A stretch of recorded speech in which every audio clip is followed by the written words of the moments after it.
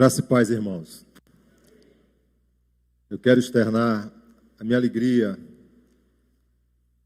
em estar nesta noite na Igreja Presbiteriana 12 de agosto. Dizer para os irmãos, se tivesse que escolher algum outro lugar para ir, seria este lugar que eu gostaria de vir hoje, para louvar, exaltar e glorificar o nome do Senhor. Porque a palavra nos fala que este é o dia que o Senhor já fez. Nós devemos nos alegrar e nos regozijar nele.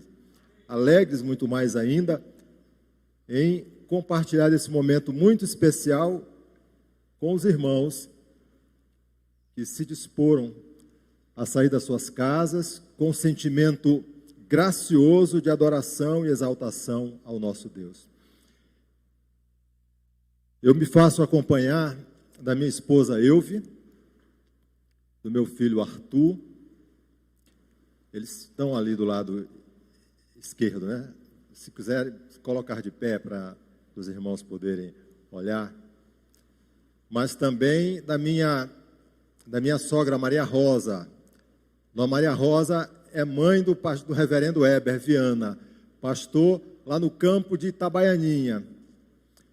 Minha cunhada Eula, seu esposo Cleverton e os seus netos, né? Heitor e Letícia, esse povo que foi convidado e veio aqui, e nós nos alegramos muito. Sejam bem-vindos, né? Em nome de Jesus. E agradecer o convite do nosso reverendo Emanuel, que nos confiou este momento tão especial. Abra sua Bíblia, ou acompanhe, já que a tecnologia nos permite, a leitura da palavra no livro de Isaías, capítulo 9, versículos de 1 a 7. Isaías, capítulo 9, versículos de 1 a 7.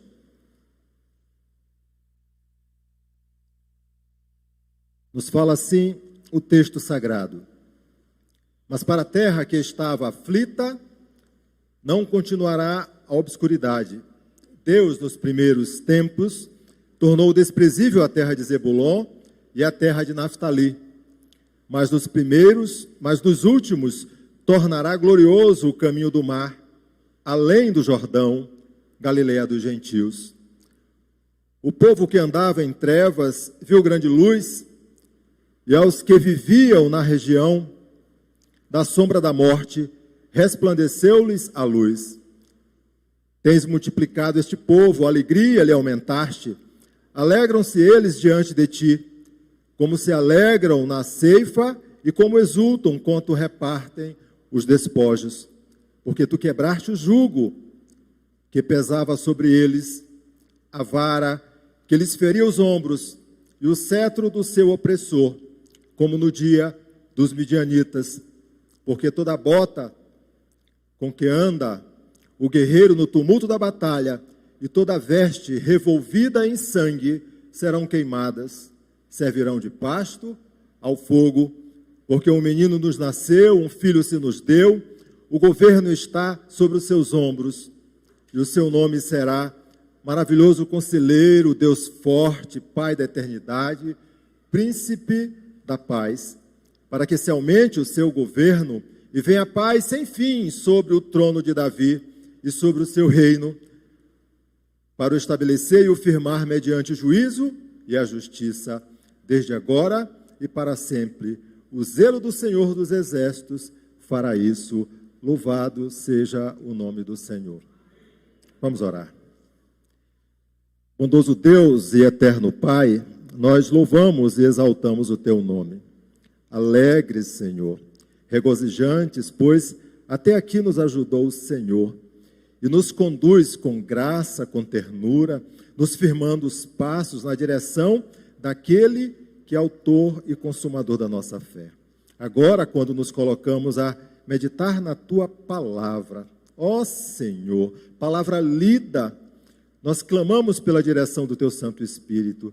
Dá a cada um de nós, Senhor, a cada um daqueles que adentraram neste local, a clareza, o entendimento, a iluminação, para que possam ser, Senhor Deus, tocados pelo Teu Santo Espírito, com tudo aquilo que vem do alto, que edifica e que é bom para as nossas vidas. Assim oramos, em nome do Senhor Jesus.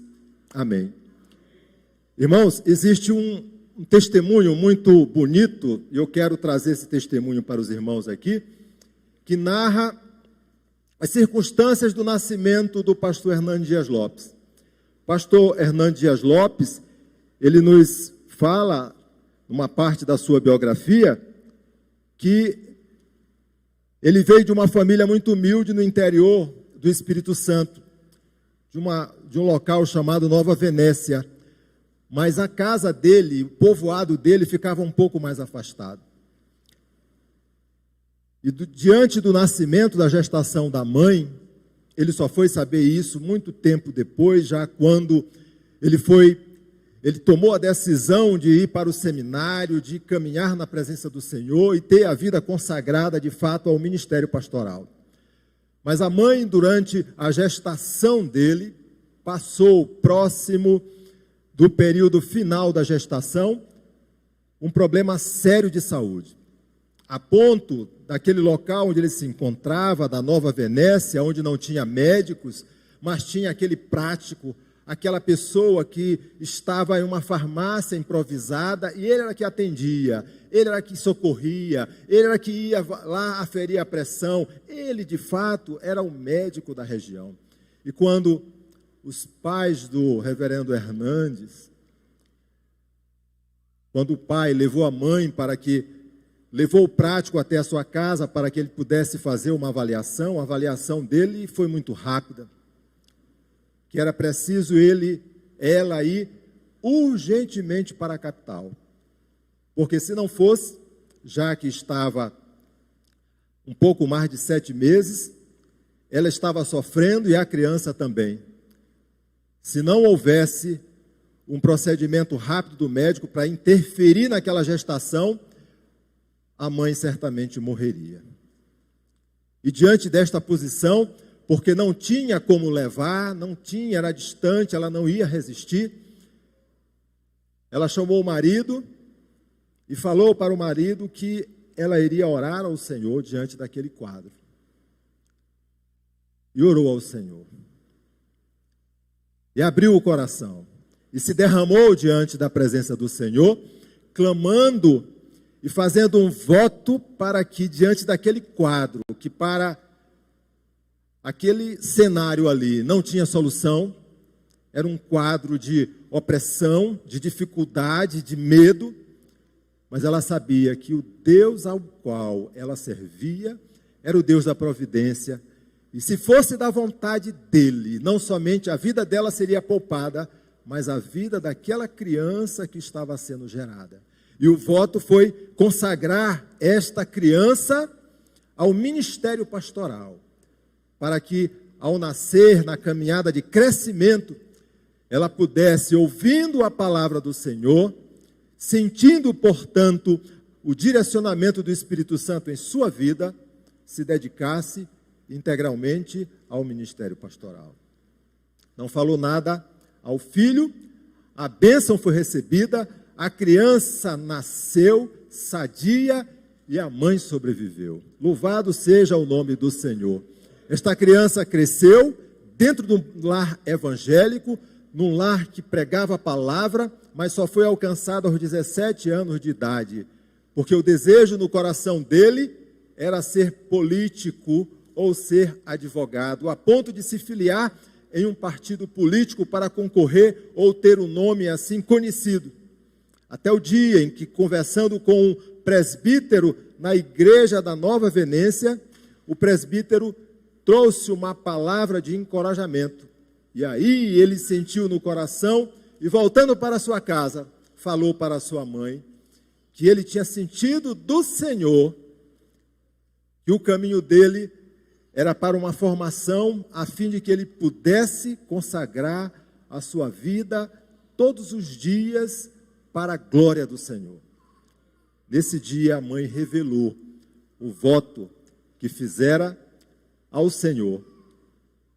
E aí nós temos uma narrativa maravilhosa, e quando nós olhamos para o texto que lemos, Isaías capítulo de número 9, capítulo 9, versículos de 1 a 7, nós podemos assim, de certa forma, comparar, porque esse é o propósito, esse momento de aflição, esse momento de dúvida, esse momento de medo, pois é isto que está acontecendo neste momento aqui, no relato, no contexto em que o profeta vai falar com o rei, vai falar levando uma profecia, levando um oráculo do Senhor a Acais, um dos 19 reis de Judá, onde, segundo a palavra nos traz ao coração, capítulo 7, versículo 1, mas em 2 Reis, capítulo 15, em 2 Crônica, capítulo 28, nos fala a mesma coisa.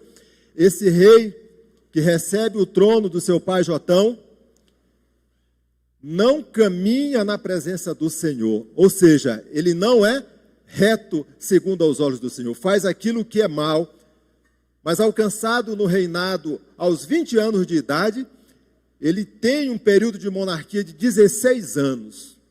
E 16 anos, meu irmão, fazendo coisas que não eram boas. 16 anos ofertando coisas que não eram coisas agradáveis e, consoante a palavra do Senhor, ofertas agradáveis a Deus. Ofertando, inclusive, de forma pontual, tirando da própria carne os seus próprios filhos.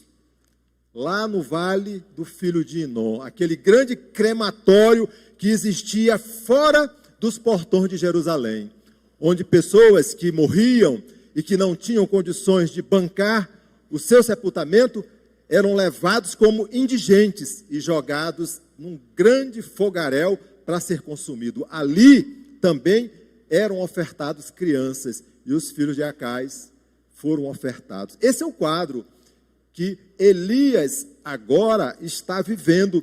E quando você olha para essas circunstâncias, o profeta está ali como um arauto de Deus, como aquele que vai levar a mensagem do Senhor, aquele que é o enviado e vai falar para o rei, independente das circunstâncias, a palavra que foi colocada no seu coração, que vem do trono da graça, e que independente da forma que vai ser recebida, é palavra do Senhor. Aqui o oráculo é um oráculo, não de juízo nesse primeiro momento, mas uma profecia de salvação, pois o texto, se você olhar no capítulo de número 7, nos primeiros versículos, o texto nos fala assim: sucedeu nos dias de Acais, filho de Jotão, filho de Uzias, rei de Judá, que Rezim, rei da Síria, e Peca, filho de Remalias, rei de Israel, subiram a Jerusalém para pelejarem contra ela, porém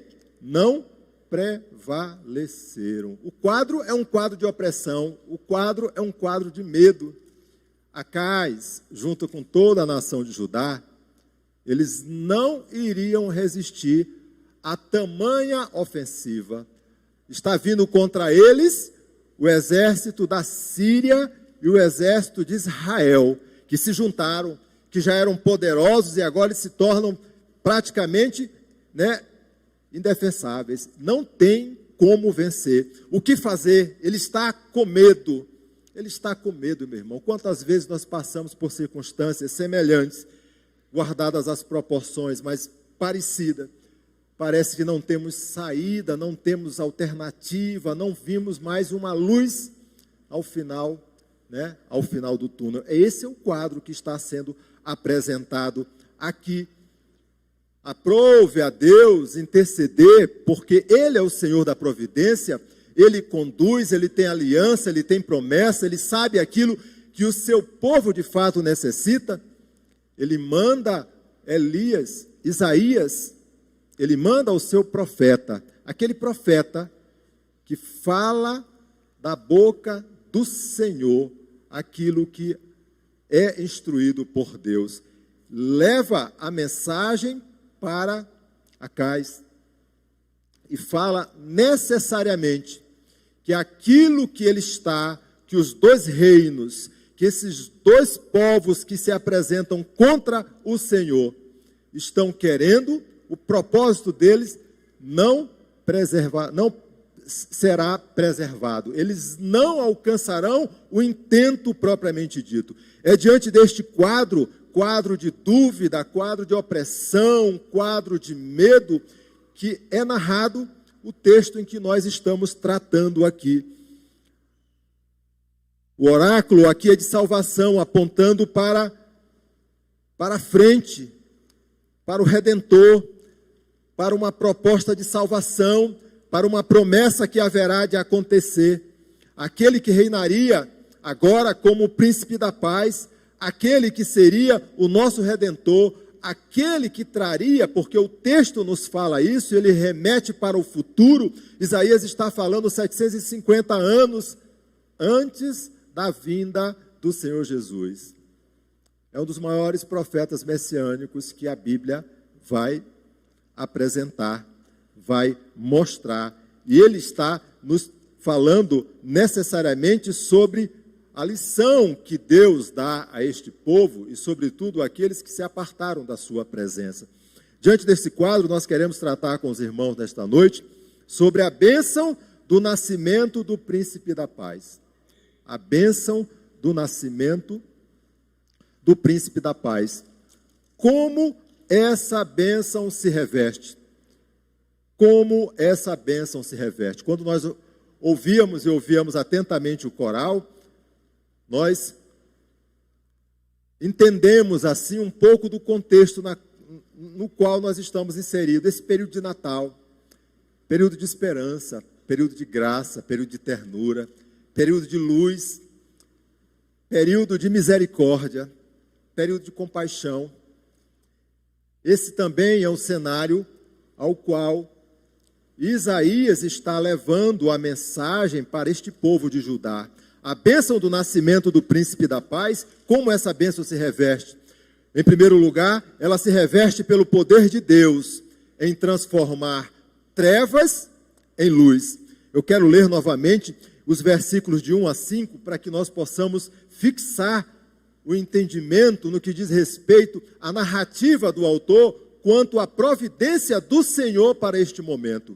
A bênção do nascimento do príncipe da paz, como essa bênção se reveste, em primeiro lugar, pelo poder de Deus em transformar trevas em luz. Os versículos de 1 a 5 nos falam assim: mas para a terra que estava aflita não continuará a obscuridade. Deus, nos primeiros tempos, tornou desprezível a terra de Zebulon e a terra de Naftali, mas nos últimos tornará glorioso o caminho do mar, além do Jordão, Galileia dos gentios. O povo que andava em trevas viu grande luz, e aos que viviam na região da sombra da morte, resplandeceu-lhes a luz. Tens multiplicado este povo, a alegria lhe aumentaste, alegram-se eles diante de ti, como se alegram na ceifa, e como exultam quando repartem os despojos, porque tu quebraste o jugo que pesava sobre eles, a vara que lhes feria os ombros, e o cetro do opressor, como no dia dos midianitas, porque toda bota com que anda o guerreiro no tumulto da batalha, e toda veste revolvida em sangue serão queimadas, servirão de pasto ao fogo. Deus, queridos, que é o Senhor da providência, Ele está e sempre estará no controle de tudo. No cenário e no controle que é capaz de mudar cenários, mesmo diante de quadros desoladores para seu povo, como este quadro aqui. Quadro de medo, quadro de opressão, quadro de aflição.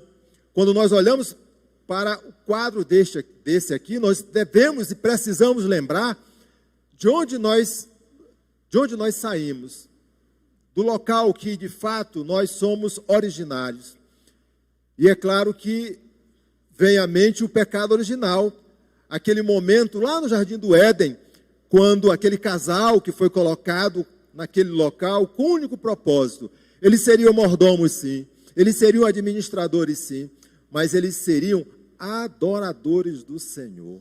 Eles estavam ali para cumprir, para se submeter e para fazer necessariamente a vontade do Pai. E eles subvertem, quebram a regra, desobedecem, transgridem.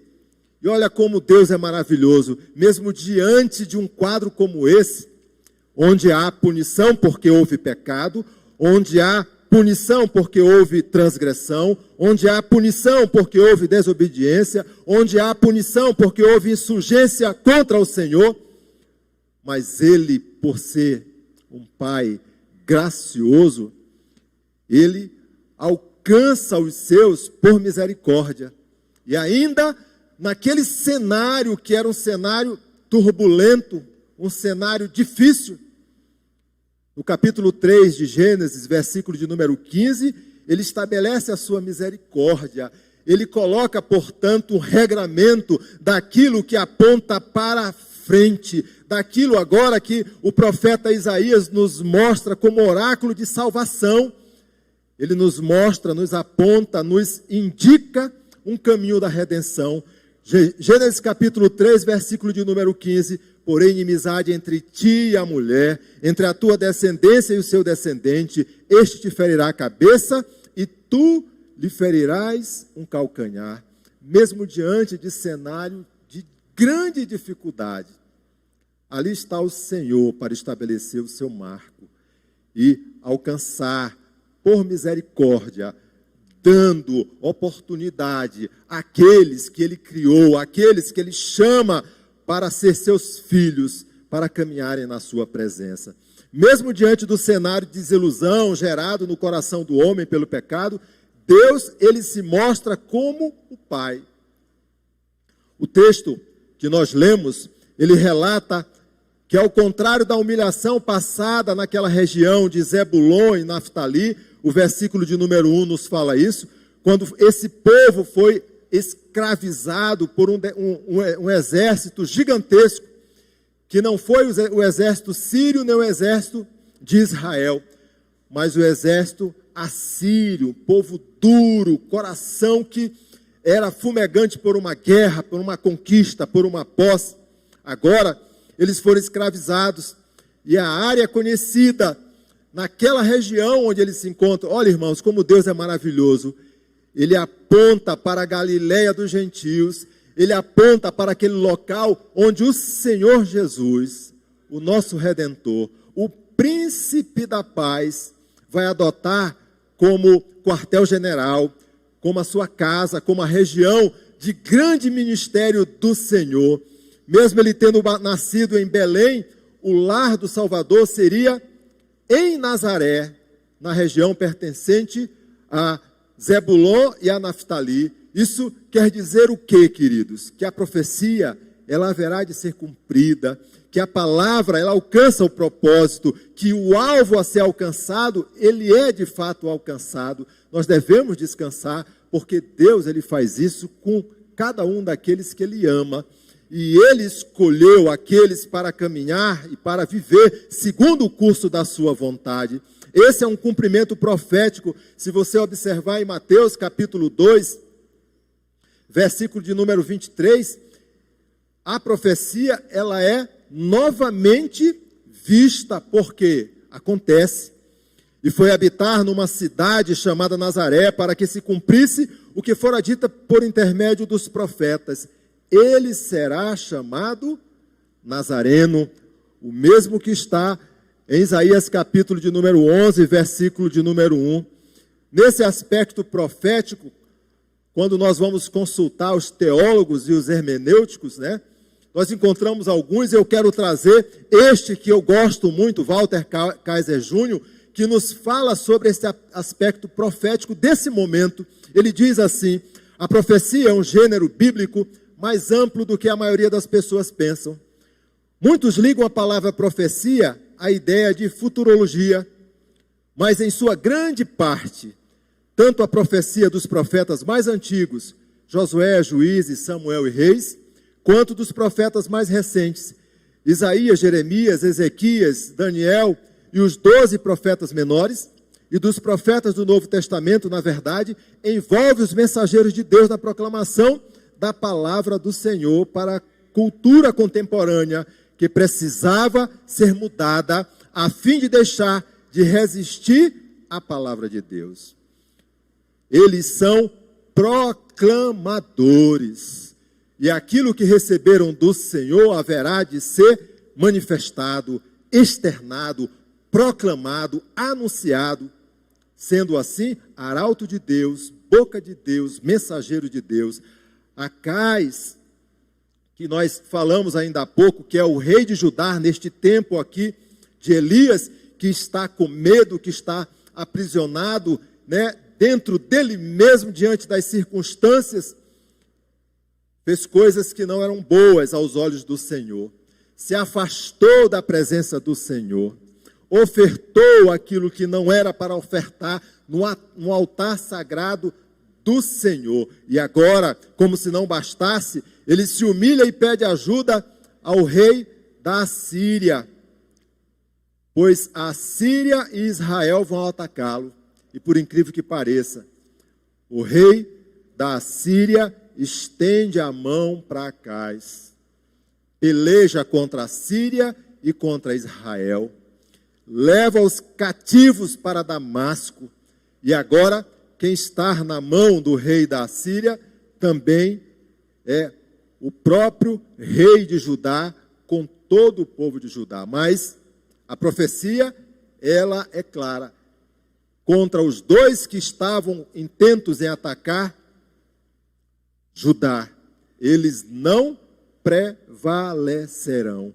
A profecia em destaque aponta aqui para a salvação de um povo que andava em trevas, que não tinha meios nem estrutura para se livrar, pois a condição era de opressão, estavam aprisionados dentro das consequências que o pecado envolve a vida daqueles que se afastam da presença do Senhor. Eles estavam mortos, afastados de Deus, mas agora o Senhor fala por meio do profeta ao coração deste povo no versículo 2, e assim eles veem grande luz, grande luz. Irmãos, essa luz que está movendo este povo é aquela que os conduz para que os passos na trajetória os leve ao caminho certo, é aquela que aquece o coração, é a mesma luz da manifestação de Zacarias em Lucas capítulo 1, versículo de número 79, quando diante do nascimento de João Batista, porque era provisão de Deus, direção do Espírito Santo, aquele homem está regozijante, está alegre, e ele declara que as circunstâncias que envolvem aquele momento era a provisão de Deus para o seu Redentor. Ele nos fala assim, Lucas capítulo 1, versículo 79, para alumiar os que jazem nas trevas e na sombra da morte, e dirigir os pés pelo caminho da paz. Essa é a luz que vem do Senhor, essa luz é graça, essa luz é misericórdia de Deus, que honrou nossos pais e não se esqueceu da aliança firmada com o seu povo. Essa é a mesma luz que nós olhamos em Mateus capítulo de número 4, versículos 15 e 16, que conduz o povo para uma alegria, um regozijo, que é a profecia que está sendo novamente lembrada. Terra de Zebulon, terra de Naftali, caminho do mar, além do Jordão, Galiléia dos gentios, o povo que jazia em trevas viu grande luz. E aos que viviam na região e sombra da morte, resplandeceu-lhes a luz. Isso ocorreu, meu irmão. E a alegria na vida do povo aumentou. O versículo de número 3 nos fala isso. Eles ficaram alegres, eles ficaram altivos. Agora, meu irmão, o semblante, ele está transformado. Aquela apresentação há um tempo atrás de opressão, de medo, ela foi transformada, porque eles agora contemplaram a luz que vem do Senhor. Eles agora estão convivendo com alegria. Eles agora não têm mais o medo, porque eles têm a convicção de que Deus, que é o Senhor da providência, tomou-os em suas mãos e vai os conduzir para o melhor lugar, diante daquilo que haverá de ser melhor para este povo. Não havia esperança de libertação diante de tamanho quadro. E aqui Deus vai operar em sua providência a favor do povo. Quando olhamos manifestações como essas, lembramos do salmista. O salmista, no Salmo de número 126, diante daquele quadro que era incompreensível a libertação, porque eles estavam aprisionados, eles estavam escravizados, humanamente falando, eles não tinham forças para se libertar, eles não tinham estratégia militar, eles não tinham número suficiente. E o Senhor fala por meio do salmista e nos diz assim, Salmo de número 126, versículos de 1 a 3, quando o Senhor restaurou a sorte de Sião, ficamos como quem sonha, então a nossa boca se encheu de riso e a nossa língua de júbilo. Então entre as nações se dizia, grandes coisas o Senhor tem feito por eles. Com efeito, grandes coisas fez o Senhor por nós, por isso estamos alegres. Regozijo trazido pelo Senhor diante do milagre, diante da quebra do jugo, diante do cetro que não vai mais ser aquele que é opressor na vida do povo do Senhor. Essa foi a mesma alegria vivida por Simeão, quando ele adentrou o templo de Jerusalém para adorar ao Senhor. E esse homem que é tido no capítulo, que é apresentado no capítulo 2, como justo e piedoso, recebeu um direcionamento do Senhor que não ia passar para a morte, até aquele dia em que ele pudesse ver o Cristo do Senhor. Agora, meu irmão, a alegria, ele vai ao templo e ele olha uma criança nos braços da mãe, de Maria, e o texto nos fala assim, movido pelo Espírito, foi ao templo e quando os pais trouxeram o menino Jesus para fazerem com ele o que a lei ordenara, Simeão o tomou nos braços e louvou a Deus, dizendo, agora, Senhor, pode despedir em paz o teu servo, segundo a tua palavra, porque os meus olhos já viram a tua salvação, a qual preparaste diante de todos os povos, luz para a revelação aos gentios e para a glória do teu povo Israel. Essa é a manifestação que aquele que já havia recebido por direcionamento do Espírito Santo que haveria de acontecer, agora tem a convicção, é o regozijo, é o júbilo, é o contentamento, é o cumprimento da promessa do Senhor. Essa luz, ela será fonte de fertilidade, de abundância, de alegria. Essa luz conduz o povo à libertação e os tirou do estado de escravidão. O versículo 4 do texto lido nos fala assim, queridos, porque tu quebraste o jugo que pesava sobre eles, a vara que lhes feria os ombros e o cetro do seu opressor. A manifestação é clara e direta. Aquilo que existia, que era turbulência, que era escravidão, que era domínio, já não vai mais acontecer. O Senhor mandou o profeta falar para o rei e dizer para o rei tudo aquilo que haveria de acontecer. A posição, a direção, a inclinação, ela nos leva novamente a Cristo, nosso Senhor, nosso Salvador, ao Príncipe da Paz, ao Emanuel, Deus conosco. Mesmo diante da irreverência de Acais, da dureza do coração do povo de Judá, Deus não desamparou os seus e cumpriu a profecia como anunciada. Deus faz isso, meu irmão, fez no passado, faz no presente e haverá de fazer no futuro, com todos aqueles que viverem, se colocarem, buscarem, exaltarem e glorificarem o nome do Senhor. Da mesma forma, Deus operou junto ao seu povo no tempo de Gideão, dando assim vitória tremenda diante de um exército gigantesco, 135 mil militares midianitas iam contra o povo do Senhor. E Deus levanta Gideão, um homem simples, um homem que diante da manifestação do Senhor teve medo daquilo que estava acontecendo e pediu provas e provas que de fato era o Senhor que estava falando com ele. E Deus provou, e Deus mandou, e Deus mostrou, pois assim Ele faz também conosco. Agora, o exército está posto e Deus quebra o jugo, quebra o cetro, tira a dominação do mesmo jeito que Ele fez ali naquele campo de batalha, usando não um exército convencional, não estratégia de guerras militares, estratagemas, mas usando 300 homens, usando cântaros, tochas, trombetas, usando coisas que não eram convencionais, mas que iam em nome do Senhor para a glória e louvor do nosso Deus, a fim de que a vitória fosse consolidada, e assim aconteceu.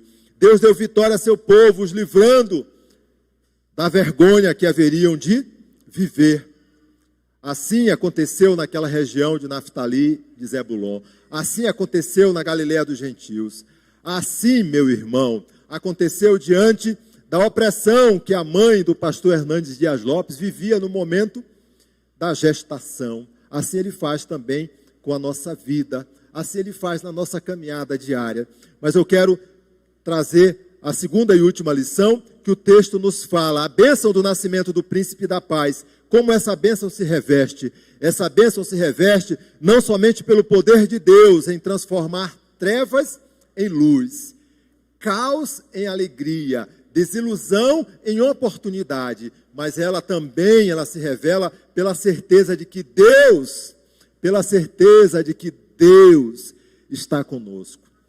Ele está conosco. Ele habita no meio em que nós estamos. Ele nos conduz a bom termo. Ele faz aquilo que de fato é da sua vontade. Os versículos de número 6 e 7 nos falam assim: porque um menino nos nasceu, um filho se nos deu, o governo está sobre os seus ombros, e o seu nome será Maravilhoso Conselheiro, Deus Forte, Pai da Eternidade, Príncipe da Paz, para que se aumente o seu governo e venha a paz sem fim sobre o trono de Davi e sobre o seu reino, para o estabelecer e o firmar mediante o juízo e a justiça, desde agora e para sempre. O zelo do Senhor dos Exércitos fará isto. Quando um teólogo que eu gosto muito, que não é muito citado, mas ele é pontual naquilo que faz, John Walvoord, fazendo uma análise desse texto, ele nos diz assim: esta passagem é uma das maiores profecias messiânicas do Antigo Testamento e descreve Cristo com as características de Deus. Olha como ele é ousado, né? Descreve Cristo com as características de Deus. O Filho que procede do Pai, que é da mesma natureza e da mesma essência. O Filho que tem poder, que é gracioso. O Filho que tem sobre os seus ombros uma grande missão. É o Redentor. Salvar no primeiro momento. Levar a palavra que transforma, que restaura, que dá vida, que conduz para um porto seguro e para um estágio de contentamento, de regozijo, de ânimo. O Senhor Jesus aqui é esta pessoa, na segunda pessoa da Trindade, e agora é aquele que procede do Pai, que tem a mesma natureza e essência, é aquele, portanto, maravilhoso, conselheiro, Deus forte, Pai da eternidade, príncipe da paz. Ele possui em sua pessoa os três ofícios que distinguem da natureza humana e o colocam como Deus. Ele é, ao mesmo tempo, profeta, sacerdote e rei. Ele reúne, portanto, esses ofícios com o único propósito: ser completo, ser perfeito, alcançar os objetivos e estabelecer o que o texto nos fala aqui: o reino perfeito que durará para todo o sempre. Reino que não sofre, portanto, nenhum tipo de ranhura, rasura, consequências, mas será preservado para todo o tempo. É este o contexto que é nos apresentado aqui. Além dos títulos de maravilhoso conselheiro, Deus forte, Pai da eternidade, príncipe da paz, Isaías o apresenta como Emanuel, Deus conosco. Portanto, o Senhor mesmo vos dará um sinal. Eis que a virgem conceberá e dará à luz um filho, e lhe chamará Emanuel. Isaías capítulo 7, versículo 14. Essa é a mesma referência que está em Mateus capítulo 1, versículo de número 23. A profecia aqui está sendo agora tratada, mostrada e narrada no Novo Testamento, numa outra comunidade, numa geração diferente, mas não mudou, meu irmão. Continua a mesma, forte, altiva e alcançando o propósito para o qual o Senhor Deus havia determinado. Mateus capítulo 1, versículo 23. Eis que a virgem conceberá e dará à luz um filho, e ele será chamado pelo nome de Emanuel, que quer dizer Deus conosco. A bênção do nascimento do príncipe da paz, ela nos traz a certeza de que Deus está conosco. Deus conosco expressa que Jesus é Deus. Ele já está aqui, é verdade pronta.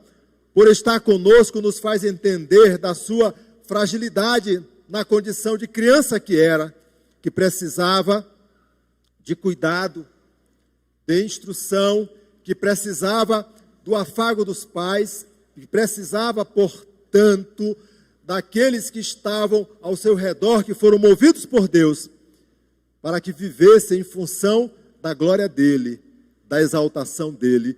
E isso nós observamos de forma muito clara, pois os magos vieram do Oriente e buscaram o rei Herodes. Na presença de Herodes, pois eles foram no monarca, porque certamente o monarca que sabe todas as coisas, que conhece tudo, que tem tudo em suas mãos, haveria de dar notícias do Messias, do Redentor.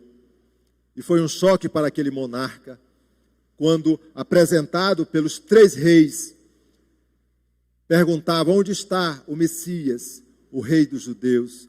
Porque vimos a sua estrela.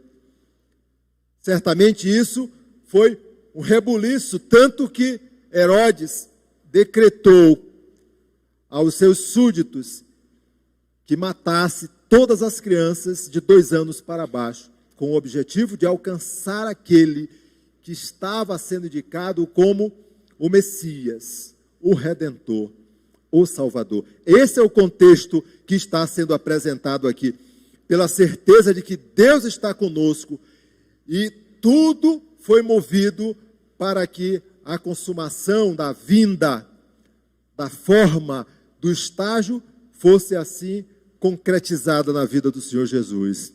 Mateus capítulo 2, versículo de número 2, nos traz este relato dos magos. Onde está o recém-nascido rei dos judeus? Para que se cumprisse a escritura, a criança agora que estava em Belém da Judeia, não podia mais ficar naquele local. Ele tinha que sair, ele tinha que fugir, ele tinha que sair do perigo. Vai para o Egito, para o local em que Deus manda, por meio de visão, de sonho a José, até o dia em que ele haveria de chamá-lo do Egito para o local que haveria de habitar no ministério esplêndido e maravilhoso do Senhor Jesus. Jesus, o Emanuel, não é um Deus distante, mas é um Deus conosco. Em um quadro de obscuridade próprio da caminhada da vida, Ele nos ama e não nos abandona. Estará conosco todos os dias até a consumação dos séculos. Jesus nos redimiu, cumpriu a sua missão como o Verbo encarnado para a salvação do pecador.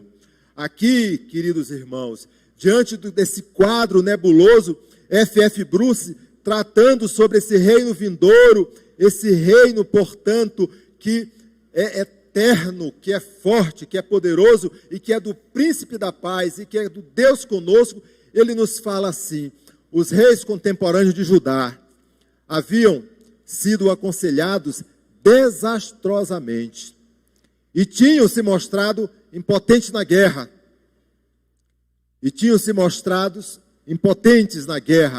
Tinham sido tudo menos paz para o seu povo e não tinham alcançado nem paz, nem prosperidade.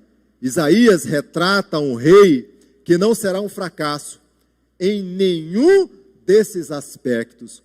O reino do futuro, o reino predito pelos profetas, vai ser caracterizado, acima de tudo, pela justiça e pela retidão. No versículo 7 do texto lido de Isaías 9, nos fala exatamente isso, para contrastar com o real quadro de Judá. O quadro de Judá era um quadro de monarquia que não tinha, de fato, direcionamento do Senhor. Um coração partido, uma vida dissoluta. Agora, este quadro vai mudar por conta da direção que o Senhor aponta na vida e no coração do seu povo. De certo modo, agora, todo o reino humano haverá de dobrar os seus joelhos e de glorificar a esse, meu irmão, que é o Deus conosco, que conduz os nossos passos e que lança a profecia novamente, estará conosco todos os dias, até a consumação dos séculos. 2 lições de forma prática para a igreja.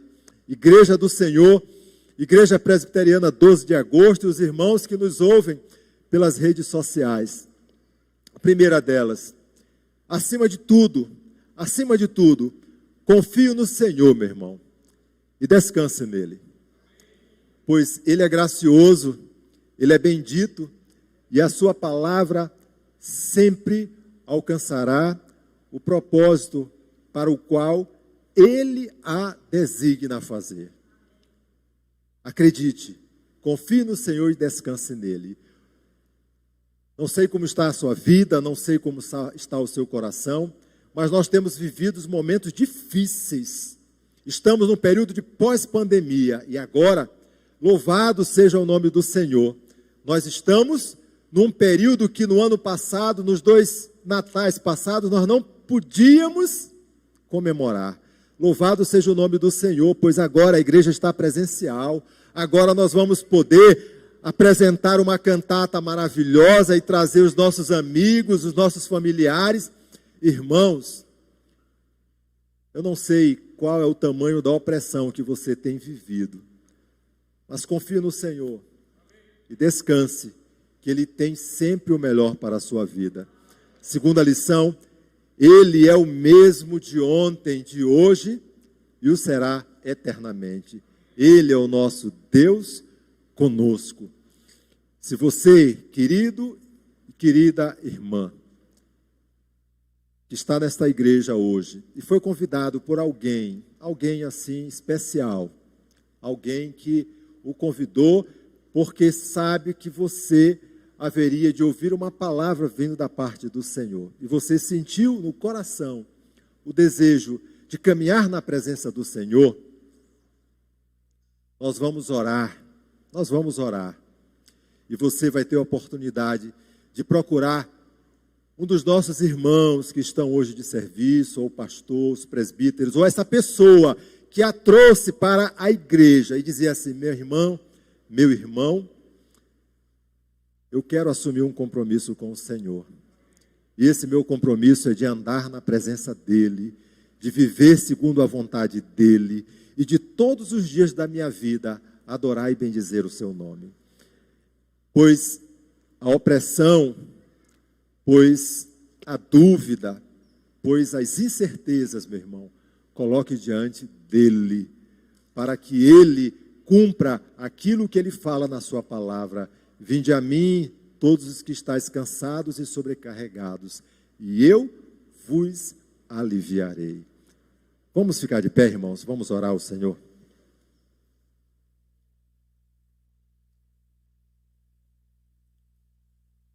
Obrigado, Senhor, pelo privilégio que o Senhor nos concedeu de estar na tua casa, de louvar ao Senhor, de meditar na tua palavra, diante, Senhor Deus, das circunstâncias e do cenário, não somente em que o teu servo Isaías viveu no tempo do rei Acais, mas aqui, Senhor, nos dias em que nós vivemos, nas circunstâncias em que nós estamos, o Senhor conhece cada coração aqui, Senhor. O Senhor sabe, Senhor Deus, de cada pensamento. O Senhor conhece as orações que têm sido alçadas ao teu trono, Senhor. E a nossa oração é que o Senhor visite, Senhor, mais uma vez esse homem, essa mulher, esse servo, essa serva. Ó Senhor, receba o Senhor em tuas mãos, para que diante do desejo do seu coração, não sabemos, Senhor Deus, quantas vezes ele teve a oportunidade de vir à tua casa, mas este é o dia que o Senhor já fez. Aqui ele está, manifesta graça e opera, Senhor, na vida dele e na vida dela, para que a alegria e o regozijo, assim como os nossos irmãos que já caminham na fé, tem, Senhor, no seu coração, eles possam também, Senhor, desfrutar. Abençoa, Senhor Deus. Toma esta igreja em tuas mãos, a Igreja Presbiteriana 12 de agosto. Abençoa cada um deles, Senhor, aqueles que estão presentes, os que estão nos assistindo pelas redes sociais, aqueles que não puderam, Senhor Deus, de alguma forma estarem aqui e não estão acompanhando. Visita eles, Senhor, na condição em que eles estão, na casa, ó Senhor, no seio da família, no trabalho, manifesta graça e abençoa, Senhor, para que eles possam, diante do Senhor, estarem fortalecidos, edificados e olhando para frente, contemplam, Senhor, a maravilha e o regozijo que é a presença, Senhor Deus, do Príncipe da Paz, do nosso Redentor, do Príncipe, Senhor da Paz. Bendito seja o nome do Senhor. Assim oramos, agradecidos em nome do Senhor Jesus. Amém.